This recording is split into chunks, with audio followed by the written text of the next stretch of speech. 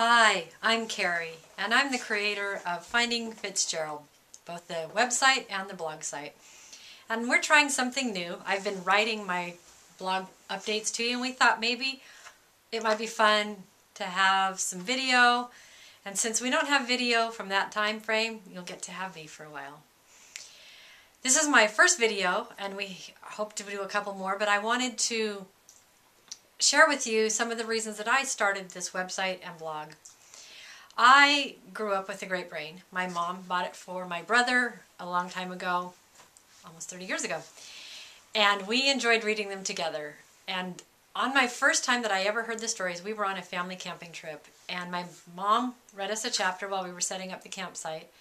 And as I walked away from the campsite, the adventures in the story and the memories that my dad had told me about his childhood sort of melded themselves together and twisted around in my brain to kind of create a full vision of what life was like in southern Utah. My dad grew up in a small town there with his brothers, and he was the third of 6 members of his family, I believe.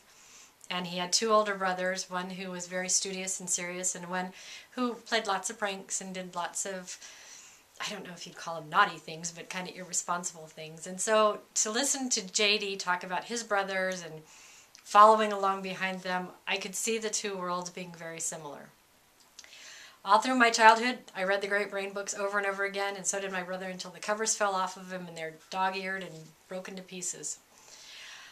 I didn't read Papa Married a Mormon until about 10 years ago. My husband bought it for me on eBay, and I'd always wanted to read the story.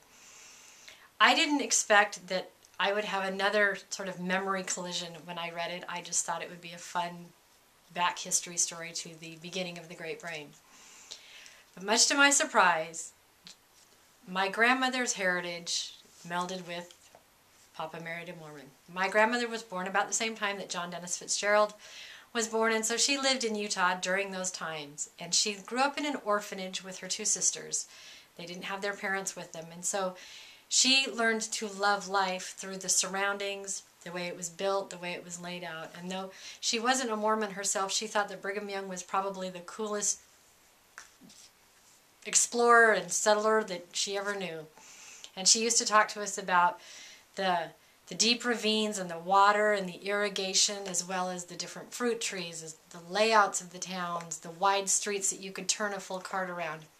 And chapter after chapter, I found my grandmother's memories of her growing up time to match the memories that John tried to create in Papa Married a Mormon. When I got to the end of Papa Married a Mormon, I cried. I cried more than I've ever cried at the end of any other book. And I wanted to know how much in that book was real and how much was taken just out of an idea from someone's memory. As you've probably discovered, some things are very accurate and some things are not. One of the things that I think is a disappointment in the reading world is that a lot of people haven't read the Great Brain books or Papa Married a Mormon because historians dismissed it. And it's too bad, because it gives a great flavor of Utah, of its development, of the very diverse things that happened to create that state. I'm excited for you to hear more about the Great Brain, more about Papa Married a Mormon, and more about my discoveries. I look forward to hearing back from you. I appreciate your comments and hope that we will be able to exchange more information and teach each other. So please drop on by. That's findingfitzgerald.blogspot.com, and findingfitzgerald.com is our website. Thank you very much.